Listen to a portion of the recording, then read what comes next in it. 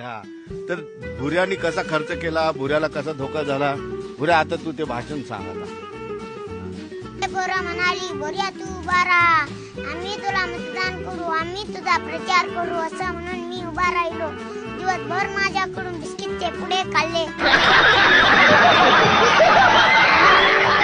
खिसाभर chocolate खाल्ले. आता मला वाटलं मीच निवडून येणार. दुसऱ्या दिवशी मतदान होतं.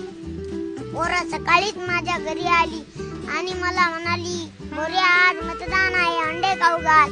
माझ्याकडे पैसे नव्हते म्हणून मी चुलत्याच्या कोंबडीचे अंडे चोरले. शाबाश बेटा. पोराला खाऊ घातले. मतदान झाले आणि मला फक्त 4च मते पडली. तेव्हापासून मी कानाला खडा लावला, कोणत्याच निवडणुकीत उभं राहायचं नाही आणि समोर पोरगी असल्यावर तर बिलकुल नाही. म्हणून तुम्हाला सांगतो.